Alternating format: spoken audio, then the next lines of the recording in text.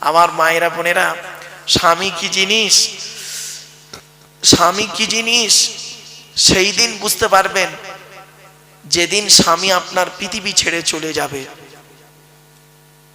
বাপের বাড়িতেও ঠাঁই নেই, ছেলের ঘরেও আশ্রয় নেই, মেয়ের ঘরেও জায়গা নেই, স্বামীর বাড়িটাই হলো তোমার বাড়ি। মনে রেখো, স্বামীকে গালি দিয়ে, স্বামীকে অপমান করে তুমি শান্তি থাকতে পারবে না। শুনে নিন, একজন পুরুষ 4 জনকে খুশি করলে জান্নাতি। হে পুরুষ, তুমি তোমার রব আল্লাহকে খুশি করো, অর্থাৎ কোরআন মোতাবেক জীবনযাপন করো।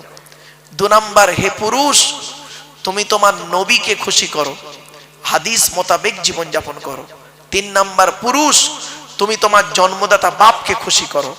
4 নাম্বার, পুরুষ, পেটে ধরা মাকে খুশি করো। এই 4 জনকে যদি খুশি করতে পারে কোনো পুরুষ, সে জান্নাতি। আর একজন নারী 3 জনকে খুশি করলে জান্নাতি। হে নারী, তুমি তোমার রব আল্লাহকে খুশি করো। হে নারী, তুমি তোমার নবীকে খুশি করো, নবীর হাদিস মোতাবেক জীবনযাপন করো।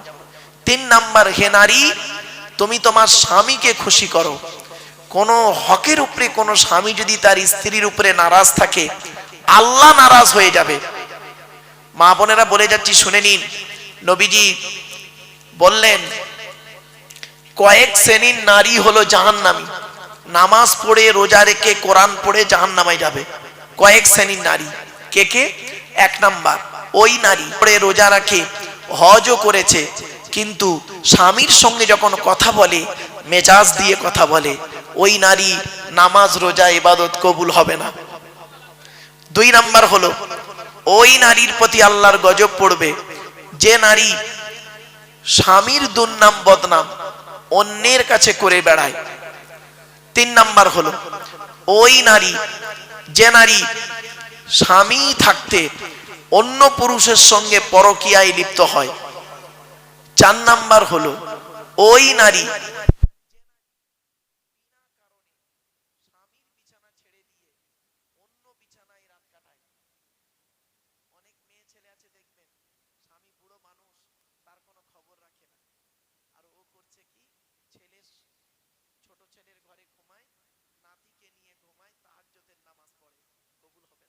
স্বামী নারাজ থাকলে।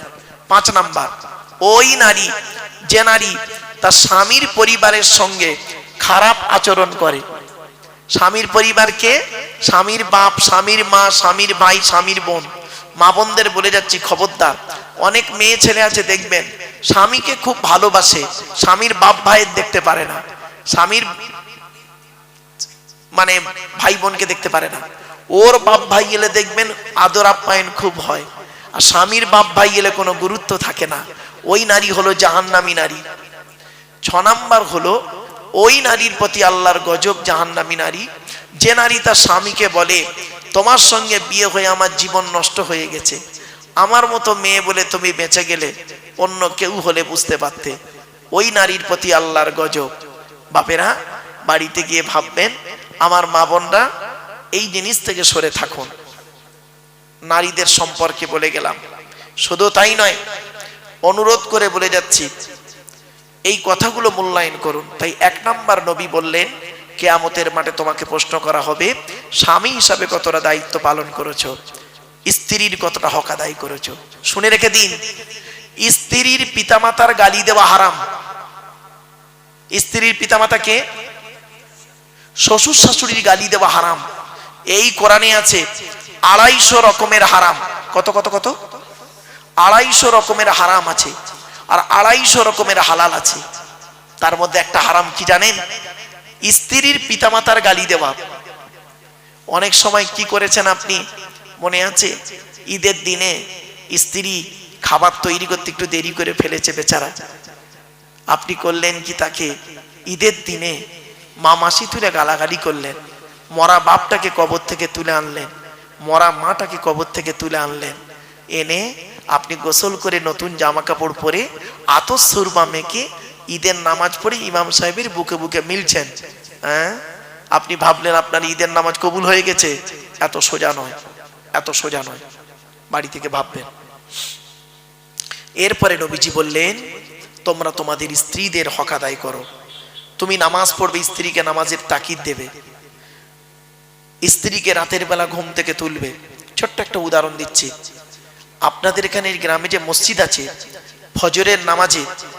ফজরের নামাজে কম লোক হয় না বেশি লোক হয়? বলুন না, বলুন। কম হয়। দেখবেন এই জলসা কমিটি পেরে যাবে, কালকেই ফজরের নামাজে লোক ভর্তি হয়ে যাবে। এই জলসা কমিটি পারবে একটা কাজ করলে, বলবো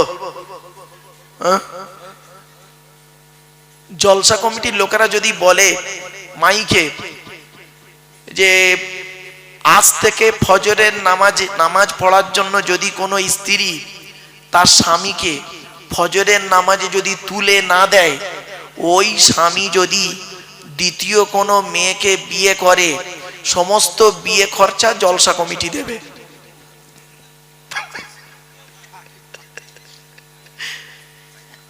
বুঝলেন? মানে ওই স্বামী যদি দ্বিতীয় বিয়ে করে সুন্দরী মেয়েকে, সমস্ত বিয়ে খরচা জলসা কমিটি দেবে। দেখবেন ফজরে কিভাবে যে তুলবে আপনাকে ভাবতে পারবেন না। এই জন্য মনে রাখবেন, স্বামী স্ত্রী উভয়কে ভালো হতে হবে। নামাজ কারোর জন্য মাপ নাই, বিশেষ ব্যক্তি বিশেষ কারণ ছাড়া। মনে রাখবেন, রোজা কারোর জন্য মাপ নাই, বিশেষ ব্যক্তি বিশেষ কারণ ছাড়া। তো এক নাম্বার হলো, স্বামী হিসাবে আপনাকে দায়িত্ব নেওয়া হবে, মানে হিসাব নেওয়া হবে স্বামী হিসাবে কতটা দায়িত্ব পালন করেছেন। তো এখানে যারা স্বামী আছেন, বসে বসে ভাবুন স্ত্রীর হকটা কতটা আদায় করেছেন। 11:30। আচ্ছা ঠিক আছে, চলো।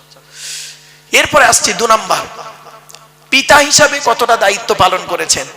পিতা এখানে অনেক বাপ বসে আছেন না? প্রত্যেক পিতামাতার দায়িত্ব হলো, নবী বলেছেন তার ছেলে এবং মেয়ের উপরে 3টে। কটা? 3টে। কি কি? 1 নাম্বার নবী বলেছেন সুন্দর সুন্দর নাম রাখতে হবে ছেলে মেয়ে জন্মগ্রহণ করলে। 2 নাম্বার নবী বলেছেন ছেলে মেয়ে যখন কথাবার্তা বলতে শিখবে, তাকে লেখাপড়া শেখাবে, কোরআনের শিক্ষা দেবে। আর এখানেই মাদ্রাসা মুক্তব হয়েছে, কোরআনের শিক্ষা দেওয়া হয়। 3 নম্বরে বলা হয়েছে কি, যে 3 নম্বরে হচ্ছে ছেলে মেয়ে যখন প্রাপ্তবয়স্ক হয়ে যাবে, যৌবন তাদের যখন ফুটবে, পাত্র পাত্রী দেখে তাদের তাড়াতাড়ি বিয়ের ব্যবস্থা করবে। এখানে অনেক বাম্মা বসে আছেন যারা ছেলে বড় হয়েছে, মেয়ে বড় হয়ে গেছে, বিয়ের প্রয়োজন, বাম্মা বিয়ে দিচ্ছে না। সেই ছেলে মেয়ে যদি ব্যভিচার করে, আর ওই পাপের বোঝা ওই ছেলে মেয়ের বাম্মাদের ঘাড়ে পড়বে। কি ভাবলেন? এই জন্য এই যুবক ছেলেরা, ভালোবেসে বিয়ে করা ভালো নয়, বিয়ে করে ভালোবাসা ভালো। ভালোবেসে বিয়ে করা ভালো নয়, বিয়ে করে ভালোবাসা ভালো। একটা হালাল একটা হারাম, তুমিই ঠিক করো কোনটা করবে। শুধু তাই নয়, বিয়ে করলে আল্লাহ খুশি হয়, শয়তান নারাজ হয়। আর জেনা করলে শয়তান খুশি হয়, আল্লাহ নারাজ হয়। তুমি সিদ্ধান্ত নাও কাকে খুশি করতে চাও।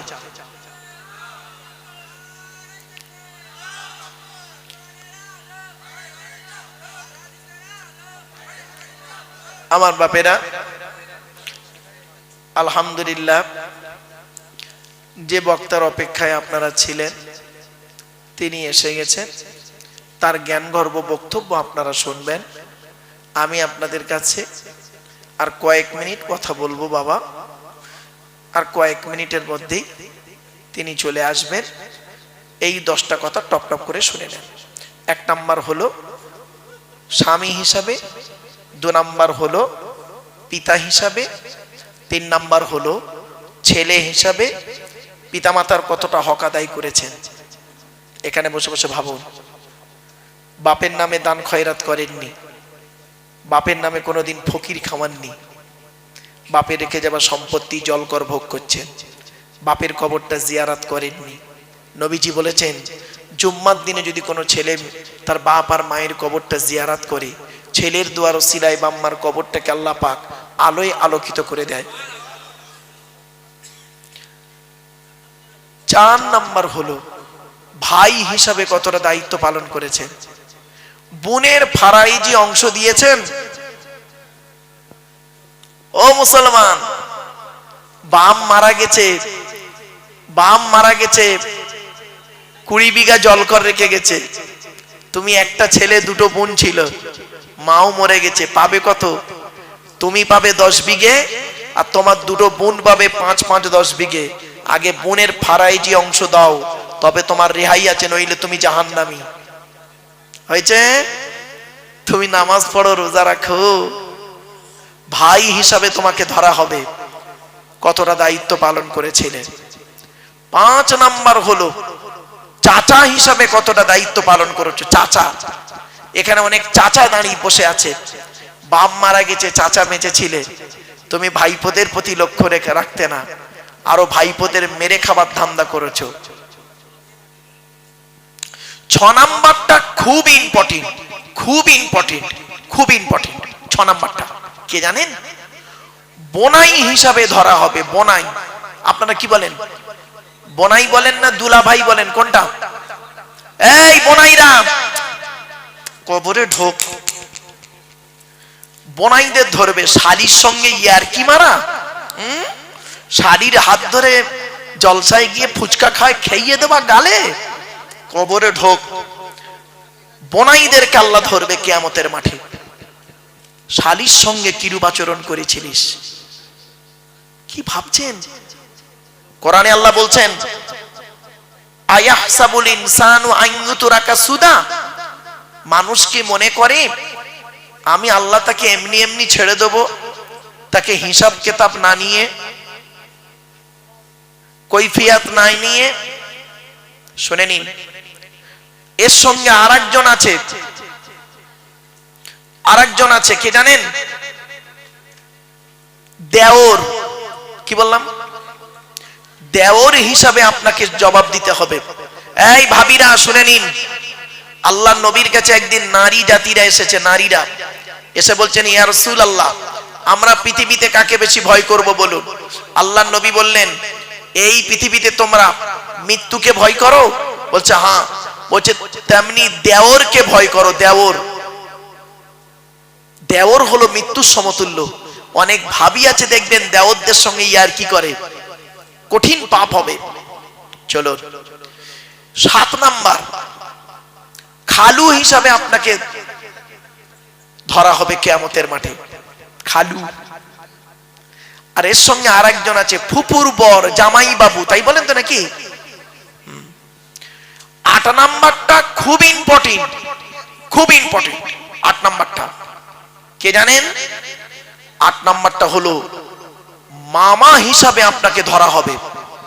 এখানে যত মামা বসে আছে, মামা, আল্লাহ বলবেন তোর বোনাইটা অ্যাক্সিডেন্টে মারা গেল, দুটো ভাগনা ছিল ছোট ছোট, ঈদের সময় তুই তো ছেলে মেয়ের জামা কাপড় কিনলি, আর ভাগনা ভাগ্নির তো দেখলি না, তোর মতো মামা আজকের জাহান্নামী হয়েছে, ভাববেন বাড়িতে গিয়ে। 9 নাম্বার হলো দাদু যারা আছে, দাদু, এখানে আছেন অনেক দাদু, কি বলেন? বাপের বাপকে কি বলেন? এই দাদুদেরকে আল্লাহ ধরবে। এদিকে তোর 4টে ছেলে দিয়েছিলাম, বড় ছেলেটা চাকরি করতো বলে বড় ছেলের ছেলেকে লজেন কিনে দিতি, বিস্কুট কিনে দিতি, বড় ছেলের হাত ধরে বাজারে যেতি, খাবার কিনে দিতি। আর ছোট ছেলেটা গরিব, টোটো চালাতো বলে তার ছেলে মেয়েকে তুই দেখতিক না, তোর নামাজ রোজা কবুল হবে না, তোর মতো দাদু আজকের জাহান্নামী। 10 নাম্বার হলো নানা হিসাবে ধরা হবে। নানা, নানা বোঝেন তো? এখানে অনেক নানা বসে আছেন, এই নানাদেরকে কিয়ামতের মাঠে আল্লাহ ধরবে। তো 4টে মেয়ে দিয়েছিলাম, বড় জামাইটা চাকরি করতো বলে, বড় জামাইয়ের 20 বিঘা জলকার ছিল বলে, বড় জামাই যখন আসতো মেয়ে নিয়ে, বাচ্চা নিয়ে, ভালো ভালো খাওয়াতি। আর মেজো জামাইটা গরিব ছিল বলে মেজো জামাই ছেলে মেয়ে যখন আসতো তাদের প্রতি গুরুত্ব দিতি কিনা। তোর মতো নানা আজকের জাহান্নামী। বাড়িতে গিয়ে ভাববেন, এই 10 জনের বাইরে কেউ আছেন? কি ভাবলেন? 1 নাম্বার স্বামী হিসাবে, পিতা হিসাবে, ভাই হিসাবে, ছেলে হিসাবে, চাচা হিসাবে, বোনাই হিসাবে, দেওর হিসাবে, খালু হিসাবে, জামাইবাবু হিসাবে, মামা হিসাবে, দাদু হিসাবে, নানা হিসাবে। এই 10 দিকের প্রশ্ন আপনাকে করা হবে। অনুরোধ করে বলে যাচ্ছি, বাড়িতে গিয়ে ভাববেন। এই 10টা প্রশ্নের উত্তর আপনারা খুঁজে যদি বের করতে পারেন, সকালবেলা উঠে বলবেন ইনশাআল্লাহ আমি জান্নাতি।